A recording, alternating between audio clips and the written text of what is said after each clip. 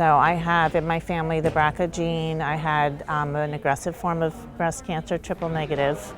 But when I first found it, it was stage 0. So I thought I was healthy. I took vitamins. I never didn't eat sugar. And I really wasn't concerned. I did the chemotherapy. It went away. Then it came back the next year. And I was shocked because I was taking vitamins, just doing all these healthy people things that, eating kale like crazy. And I never expected, I was shocked when it came back. So, but the doctors weren't. They said you had triple negative cancer, it's very aggressive. We did the two other chemotherapies that were available, radiation. They set me up for a year of treatment, which I started. That was December 2017. In February 2018, my son was killed at college. And it was the week after I had told him that I had the cancer. So I was in bad shape. But I have a big family. I have other children, my daughter, some stepchildren, and I didn't want to give up. I needed to be there for them. My family had just been through such torture.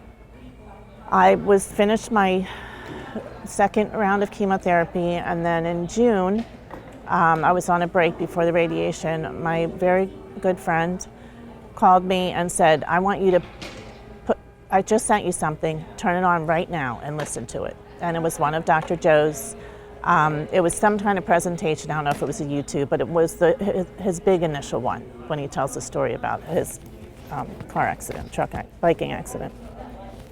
So it resonated with me, and I started the meditations. I really wasn't even thinking about going to a workshop or anything like that then. But I just, and I just enjoyed it so much. I wanted to go and be in a workshop. And I also started worrying that my cancer would come back.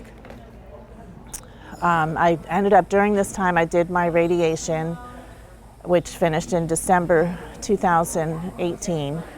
And I got into I tried to start getting in workshops, but I was never hitting the button fast enough. I got into Niagara Falls September 2019.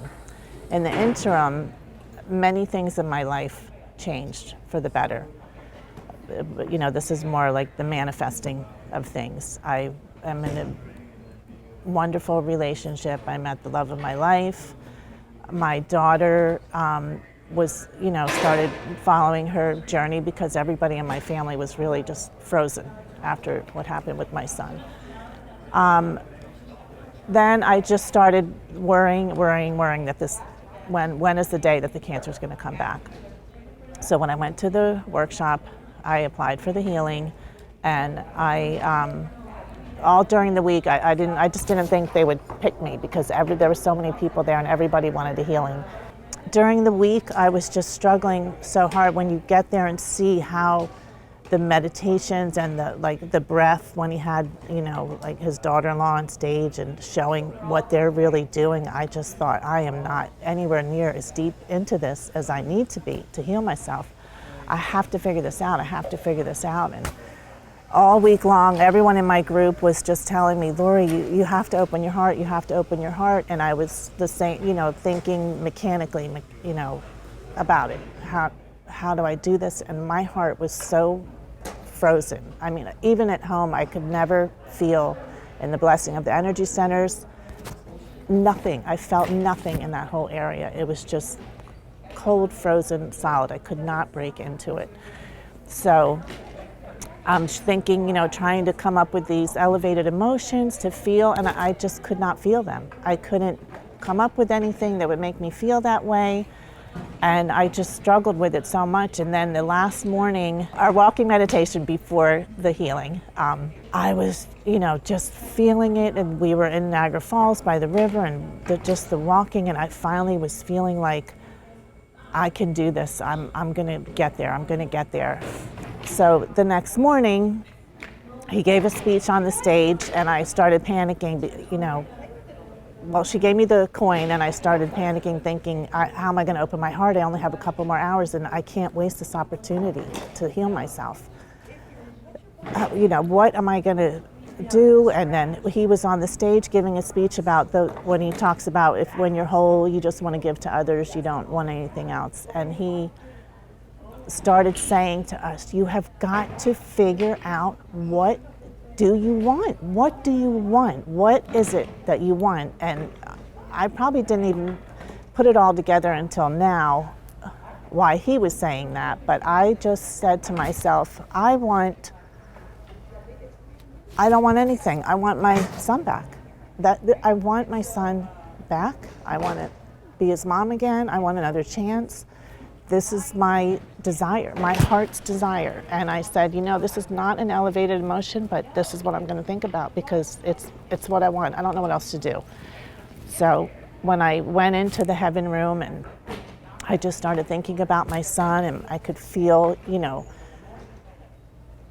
I guess angst, but just I was picturing being with him again, and what that would feel like. And that it's just what he's saying. What would that feel like? And that was the joy that I would have if I could spend time with him again. Even though it was never going to happen, was just it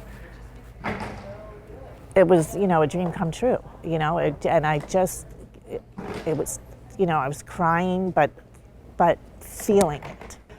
I laid down, and he started the meditations, and I felt instantly, and I had never felt this before, the freight train of electricity. It started in my feet and my hands, and I thought, oh my gosh, I'm freezing to death in here, and then I was like, am I freezing? I don't know. And then it just started crawling up my legs, up my arms, and I thought, I think this is something else. It started shooting up the sides of my neck, like hot but icy and electric. And then it spun around my head, and I just was saying, please get to my heart, break my heart open, whatever this is, just please get to my heart, get to my heart. And it finally went through my whole body, and then it just started like a Formula One race, circling around like this, on top of all of the other electricity. I felt like I could light up New York City. It was so strong, and I couldn't open my eyes. I felt my arms just kind of went up like this at one point, and my mouth got kind of contorted. I just was frozen, paralyzed, but no pain. I knew it was great. I knew I was getting the biological upgrade on steroids. I mean, it was so unbelievably powerful that you can't even describe the level of how powerful it was. And I just was laying there saying, I hope everybody around me is getting this. I was just thinking, I hope they're all getting this. I mean, I imagine everybody was sizzling, and I just couldn't open my eyes to look. And I said, this is so much. I don't even need this much. I hope everybody is just getting this. Well, the meditations stopped, and I could hear everybody moving, but I couldn't move still, and I heard he was talking on stage, saying kind of his goodbye speech and everything, and then I just didn't know what to do with I just couldn't even talk to tell somebody that I can't talk and I can't move. And then after a while, they grounded me back out so I could sit up, but this time people were leaving and going to the airport. I had to leave and go. I had an appointment at MD Anderson for my PET scans and things the next morning, which I went to, and my doctor is the head of the breast cancer oncology department there, and we did PET scan, nothing. They ended up biopsying 3 places during the week, but I wasn't even worried about it. They all came back negative, nothing, dead cells, nothing. And I just came back last month. I had another checkup after a year, and he said that I don't even have anything to check on you.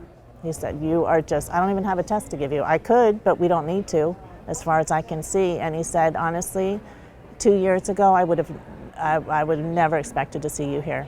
You had, this gene in your family. My mom died from cancer from the BRCA gene. My aunt has it. And he just was, he's like, whatever you're doing, you're great. You have nothing to worry about right now. And I think you're fine. So I think my theme for this would be opening your heart, because I know so many people that I talk to, it's just, you can't get in touch with what is needed. And it's really like, it's just exactly that. Figuring out what you really, really want. And maybe it's, not one of your manifestations of the house you're dreaming of or the life that you're dreaming of or whatever. It's just that one thing that if that happened, you would be so filled and with joy just imagining it. And that just breaks your heart wide open. And it connects. It just connects immediately. And I started doing it here again. Thinking, let me try if I think about being with my son again, and I connect right away every time. And I tell people the story because I'm just, so they don't think they have to figure out this, amazing, glorious thing, because I wouldn't, it's glorious the thought of it, even though it's never going to happen. And that's just what it is, that you just have to pinpoint that thing so you're in the right spot to connect, and you connect so quickly, and then that's where the miracles start.